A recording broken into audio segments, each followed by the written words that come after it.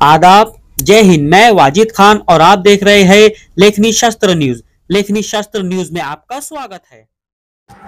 नमस्कार, लेखनी शास्त्र न्यूज मध्ये आपण सर्वांचे स्वागत आहे। बघत आहात आपण की हे सागवानाचे लाकडे आहेत। सागवानाचे लाकडाचे ट्रॅक्टर पकडून अवैध प्रकारे सागवान कटई जळगाव जामोद वन जंगलात सुरू आहे आणि सदर सागवानाबाबत लेखनी शास्त्राचे संपादक एस.के. शेख यांनी वनपाल बडगुजर यांच्याशी 2 दिवस अगोदर चर्चा केली असता त्यांनी उडवाडीची उत्तरे देऊन पीवारची मागणी केली असता पीवार दिला नाही आणि प्रेस नोट मागितली असता प्रेस नोट दिली नाही आणि दुसऱ्या दिवशी ट्रॅक्टर हे गायब केले असे का करत आहे आणि ही अवैध वृक्षतोड का सुरू आहे याबाबत राष्ट्रीय अल्पसंख्याक पिछड़ा वर्ग संघटनचे महाराष्ट्र प्रदेशाध्यक्ष माननीय शेख सईद यांनी काय खुलासा सादर केला आहे ते बघूया आपण। आणि वन जंगल मधील मजुरांसोबत किती अन्याय होत आहे ते पण आपल्याला कळायला मिळेल। बघत राहा लेखनी शास्त्र न्यूज। जय हिंद। तरी पण सर्वेले माहित असताना कारवाई करण्यासाठी हे अधिकारी टालमटोली करत आहे। उदाहरण असं की मागील बुधवार दिवशी एक ट्रॅक्टर मध्ये सागवानचे लाकड आणले गेले व आणल्यानंतर ते ट्रॅक्टर बुधवार पासून तो सोमवार पर्यंत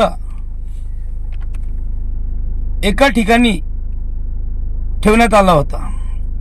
त्याच्यानंतर माझे कार्यकर्ता व मी आणि मनसे शहराध्यक्ष यांना वारंवार अधिकारी कर्मचाऱ्याला फोन लावला।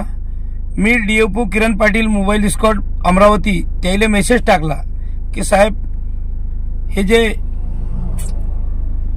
ट्रॅक्टर मध्ये सागवान आणलेलं आहे हे लपून ठेवलेलं आहे, याच्यासाठी तुम्ही लवकरनं लवकर दखल घ्या आणि याची विचारपूस स्वतःच करा। तरी पण डीओपी किरण पाटलाचा मला कोणताच फोन आला नाही, कोणताच मेसेज मला त्यांना रिप्लाय दिला नाही। त्याच्यासाठी आज मी ना जे निवेदन दिली ते निवेदन मध्ये नमूद आहे की जंगलातला वला सागवान काट्यासाठी लवकरनं लवकर याची वरिष्ठांनी दखल घ्यायला पाहिजे व तसेच जंगलाचं होणारं नुकसान लवकरनं लवकर थांबण्याचं काम करायला पाहिजे।